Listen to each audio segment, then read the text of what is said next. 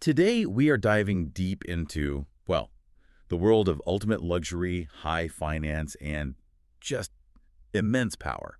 We're unpacking the empire built by Bernard Arnault, Right, the CEO and really the chief architect of LVMH, which, for anyone who doesn't know, stands for Moet Hennessy Louis Vuitton. and a whole lot more. Our mission here is to figure out how one man, who's often called the Wolf in Cashmere, Great nickname. how he managed to fuse high art, just relentless financial engineering, and a really unique management style to create the world's largest luxury group.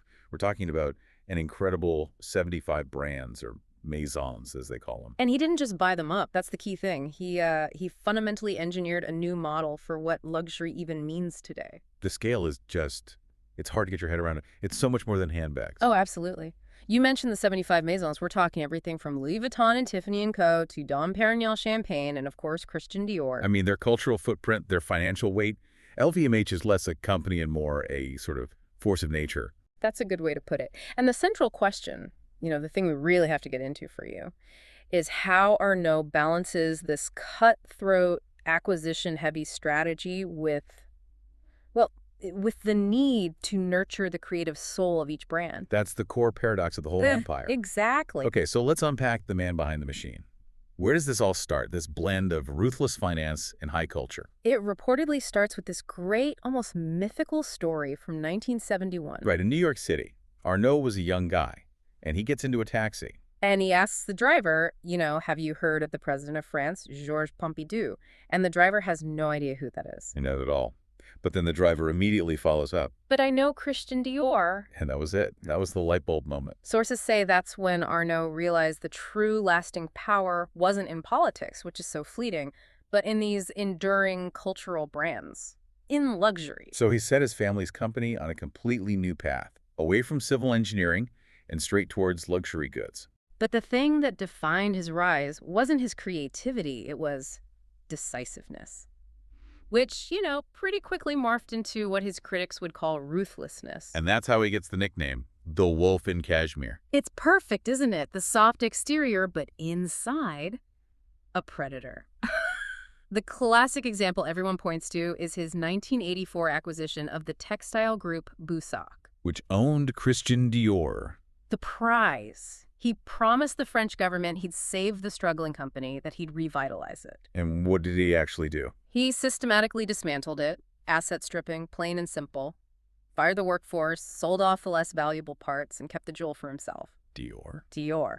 That one move cemented his reputation. It showed he would stop at absolutely nothing to get what he wanted. And all while this is happening, he's locked in this intense, almost childish rivalry with France's other billionaire collector. François Pinault, who controls the Kering Group. Right, and their personalities are just polar opposites from what you read. Oh, a total study in contrast. Arnault is the scientific chess player, always composed, sipping Earl Grey tea.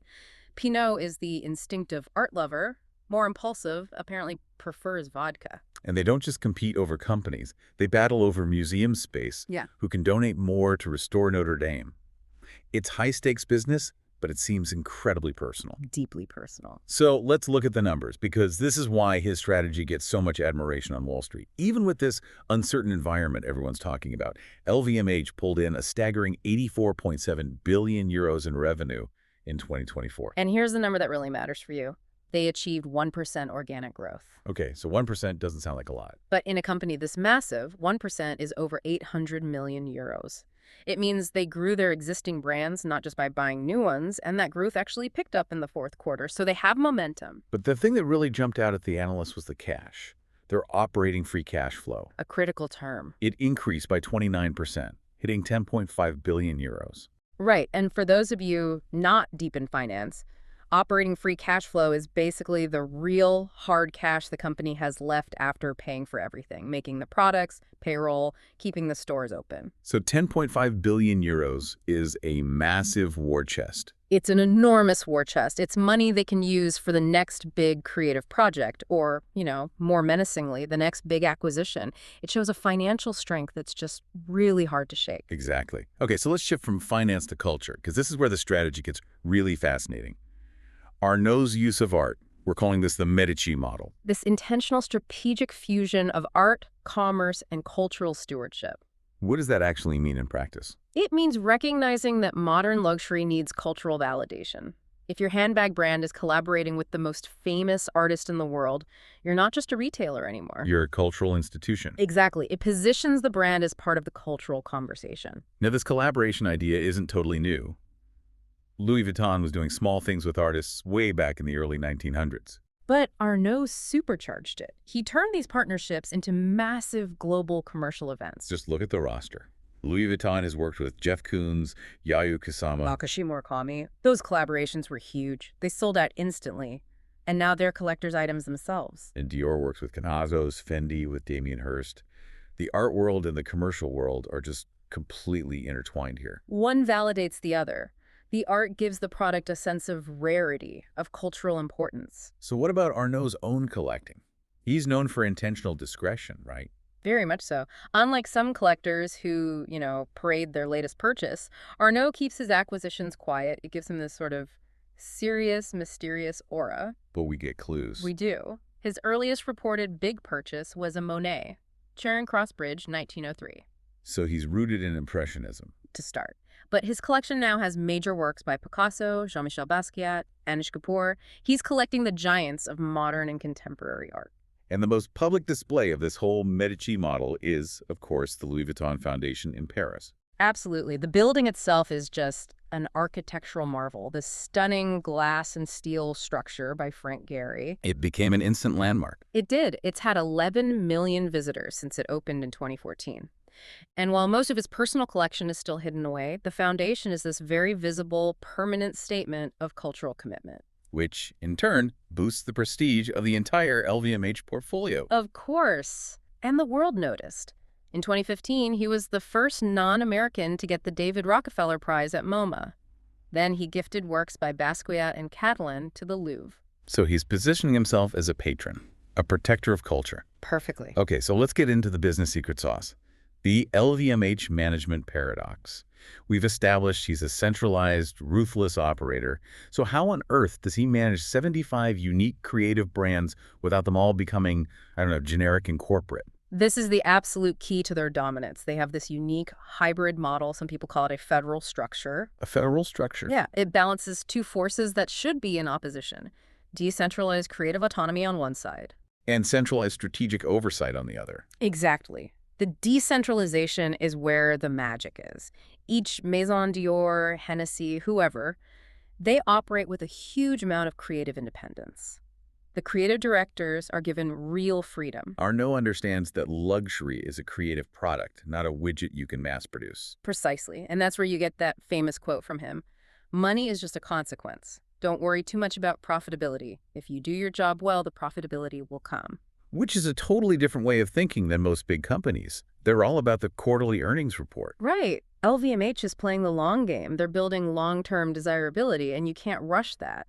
But then the centralization kicks in where it matters most. Like distribution. Ironclad control over distribution. That maintains exclusivity and quality. You're not going to find fakes in their own stores. And they also keep tight control over the big picture financial strategy acquisitions, capital, group-wide costs. The core value is always no compromises on quality. Always. And you can see how well this system works when you look at the 2024 sector performance. The model lets some parts soar while absorbing hits in other areas. Like in selective retailing. Strong 6% organic growth. Driven almost entirely by Sephora's remarkable performance. It just keeps gaining market share everywhere. And perfumes and cosmetics grew 4%. Mostly because of Dior's Sauvage. Which is still the world's best-selling fragrance. So creative freedom plus strong distribution, it pays off. But then you have the challenges. Right. Wines and spirits saw an 8% decline, but that's mostly just demand normalizing after the post-COVID boom. Fashion and leather goods, their biggest division, was basically flat. So the system is built to absorb those hits. Sephora's growth helps cover for Hennessy's slowdown. Exactly. And to make sure this long-term thinking sticks around, you have the dynasty structure. Arnault says he wants to lead until he's 85, but all 5 of his children are already in key leadership roles. Delphine Arnault is CEO of Dior Couture. Frederic is running Tag Heuer. It's strategic succession. The family holding company controls nearly 65% of the voting rights. That ensures stability. The focus will stay on the long-term, not short-term panic. Okay, so for the final piece of this puzzle, let's go full circle back to that taxi driver. Power, proximity, and public scrutiny. This is where things get really complicated. Critics allege that Arnault's influence in France is so huge that he's basically operating a state within the state. The sources detail a lot of political proximity, especially with President Macron.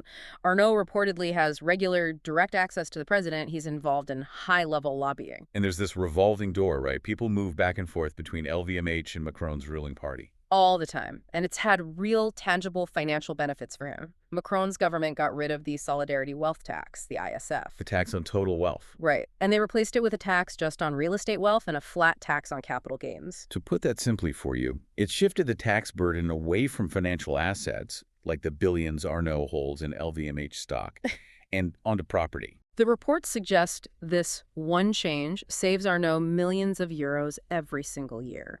It shows he benefits enormously from this political closeness. But with that kind of power comes intense scrutiny and some very serious allegations that we have to report on impartially. They usually fall into two categories: corporate aggression and financial maneuvering. On the corporate aggression side, LVMH has faced accusations of espionage for years, spying on rivals like Henri Recamier, even on designers like Tom Ford. But the most famous case was the Ruffin affair. Right. Between 2013 and 2016, LVMH was accused of hiring the former head of France's spy agency, Bernard Squarcini, to spy on a filmmaker, François Ruffin, who was making a critical film about the company. That whole affair ended with LVMH having to pay a 10 million euro settlement fine in 2021. And then on the financial side, Arnault's name has come up in things like the Paradise Papers. Yeah, allegations about complex tax structures, reports he stashed over $1.5 billion in Luxembourg, holding assets like a yacht through offshore companies. So we end up with this profound tension. You have Arnault, the celebrated genius and cultural custodian on one hand. And on the other, a figure who benefits from huge political influence and faces constant scrutiny for the ruthless methods he used to build his empire. So what's the key takeaway for you, the learner, in all of this? The success of LVMH is not an accident.